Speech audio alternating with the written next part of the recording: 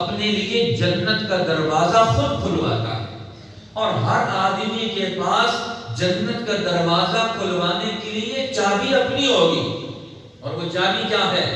مفتاح الجنت لا الہ الا اللہ۔ حضور نے فرمایا جنت کی چابی کیا ہے؟ وہ لا الہ الا اللہ کا اقرار ہے، وہ لا الہ الا اللہ کا اعتراف ہے، وہ اللہ کے حاکم ہونے کا، اللہ کے معبود ہونے کا، اللہ کے برحق ہونے کا، اللہ کے عظیم ہونے کا، اس کے رب العالمین ہونے کا، اس کے خالق اور مالک ہونے کا ایک بندہ مومن اپنی دل کی گہرائیوں سے، اپنی زبان کے ساتھ، اپنے دل کی قوت گویائی کے ساتھ، اپنے دل کے اندر کی آواز کے ساتھ، صداقت اور یقین کے ساتھ یہ اعلان کرتا ہے کہ اب میں نے اپنے اندر سے ہر ایک کو نکال دیا ہے۔ مفتاح الجنت لا الہ الا اللہ، میرے دل میں اب اللہ کے سوا کوئی نہیں، ہر بات سے اللہ کو نکال دیا، اپنی خواہشات بھی، اپنے تقاضے بھی، اپنے مفادات بھی، شیطانوں کے اثرات بھی، ہر باطل اور جھوٹ کو لا الہ الا اللہ کہتا ہے۔ اس لیے اللہ والے اولیاء اللہ حقیقت میں جب انسان ان کی تربیت میں جاتا ہے، ان کی صحبت میں جاتا ہے، ان سے دین کا سبق پڑھتا ہے، ایک دین کا سبق وہ آری اور قرآن سے پڑھتا ہے، ایک دین کا سبق عالم قرآن سے پڑھتا ہے، ایک دین کا سبق محدث سے پڑھتا ہے، ایک دین کا سبق مفسر سے پڑھتا ہے، اور ایک دین کا سبق اولیاء اللہ سے پڑھتا ہے۔ سارا علم پڑھ لیا، اب اس علم کو ترتیب کون دے گا؟ وہ اللہ کا وہ ولی جس کا دل، جس کا دماغ، جس کی ساری قوتیں بیدار ہوں، اور وہ اللہ کے ساتھ ہر وقت رابطے میں رہے، کبھی اس پر غفلت نہ آئے۔ وہ صحیح جانشین ہے اللہ کے نبیوں کا، وہ صحیح وارث ہے دنیا میں اللہ کے علوم کا، جس کا دل، جس کی زبان، جس کا عمل وہ حق کی ترجمانی کرتا ہے، اور اس کے اوپر کبھی باطل کا اثر نہیں آتا۔ اس لیے قرآن بھی سچی کتاب ہے، اس کے اندر باطل کا کوئی اثر نہیں۔ لا یأتی الباطل من بین یدیہ ولا من خلفہ، نہ باطل اس کے آگے سے آ سکتا ہے، نہ اس کے پیچھے سے آ سکتا ہے۔ تنزیل من حکیم حمید، یہ اتاری ہوئی ہے اس حکمت والی، تعریفوں والی، عقل و شعور کے سے کامل آراستہ ذات کی طرف سے مرتب کی ہوئی کتاب ہے۔ اب فرمایا اس کے اندر جو شیطان کا عمل دخل نہیں آ سکتا۔ لا یأتیہ الباطل من بین یدیہ ولا من خلفہ، اب یہ باطل قرآن کے اندر نہیں آ سکتا، لیکن باطل شیطان کی شکل میں انسان کے اندر داخل ہوگا، دوست بن کر آئے گا۔ اب شیطان آدم علیہ السلام کے پاس گیا، اماں حوا کے پاس گیا، جنت میں جا کر ان سے دوستی لگائی، اور انہیں کہتا ہے کہ میں تمہارا خیر خواہ بن کر آیا ہوں۔ فَدَلَّاهُمَا بِغُرُورٍ، انہیں دھوکے سے اس نے مائل کرنے کی کوشش کی، اور انہیں کہنے لگا کہ میں تمہارا خیر خواہ بن کر آیا ہوں، ناصح بن کر آیا ہوں، تم میری نصیحت کو قبول کر لو۔ اب قرآن کہتا ہے شیطان کا حملہ کیسے ہوگا؟ وہ کبھی دشمن بن کر آئے گا اور کبھی دوست بن کر آئے گا۔ اب رمضان المبارک کیا ہے؟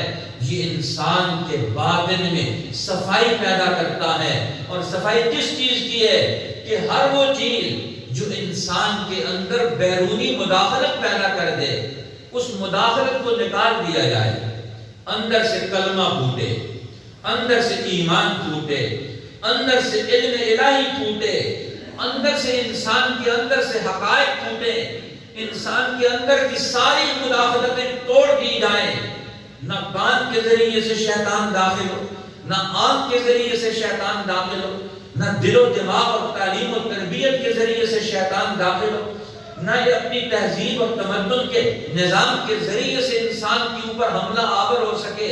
اب انسان کو طاقتور بنایا جائے، اس کے اندر پوٹینشل پیدا کی جائے، طاقت پیدا کی جائے، قوت پیدا کی جائے، مدافعت پیدا کی جائے، اس کے اندر سے لڑنے کی قوت، ہر شیطانی قوت اور برائی سے پیدا کی جائے۔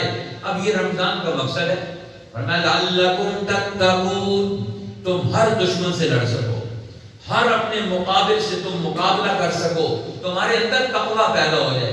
تقویٰ ایک ایسی تحصیل ہے، ایسا تریاق ہے کہ جو چیز بھی انسان کے اوپر آئے یہ اس کو مضمحل کر دے، اس کو کمزور کر دے۔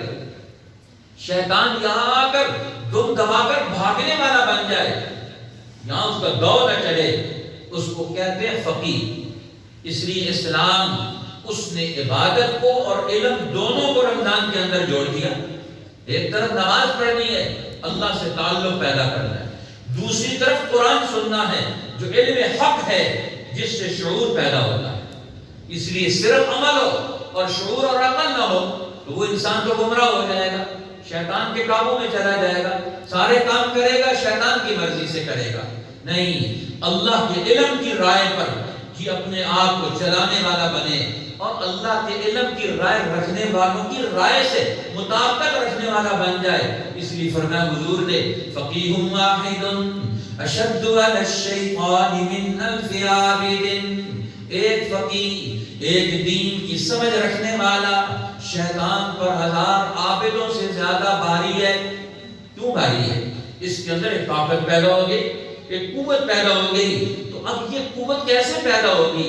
خود بخود نہیں ہوگی، ہمیں اس کے لیے چلنا پڑے گا، ہمیں اس کے لیے بولنا پڑے گا، ہمیں اس قوت کے لیے سننا پڑے گا، ہمیں اس قوت کے لیے دیکھنا پڑے گا۔ کس چیز کو دیکھیں، کس چیز کو سنیں؟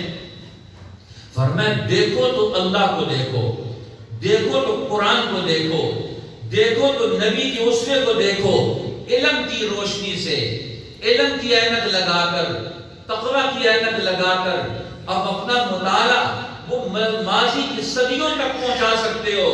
آج انسان صرف کتاب پڑھتا ہے تو کتاب کے ذریعے سے وہ پوری کائنات تک مطالعہ کر سکتا ہے۔ اس لیے اللہ جل جلالہ انسان کے مطالعے اور مشاہدے کی قوت کو رمضان میں بڑھا دیتے ہیں۔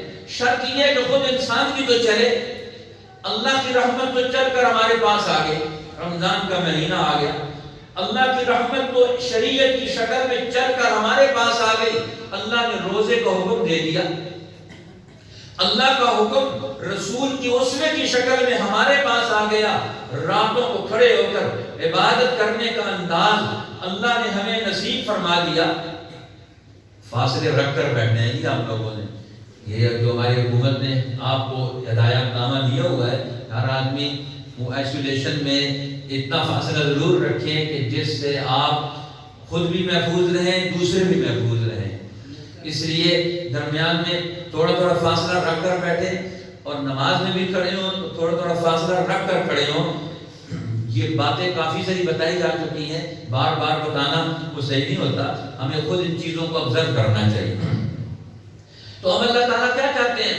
رمضان المبارک کے ذریعے سے انسان خود قدم اٹھائے، محنت کرے، مشقت اٹھائے، اور مشقت اٹھا کر اللہ کے قریب ہوتا چلا جائے۔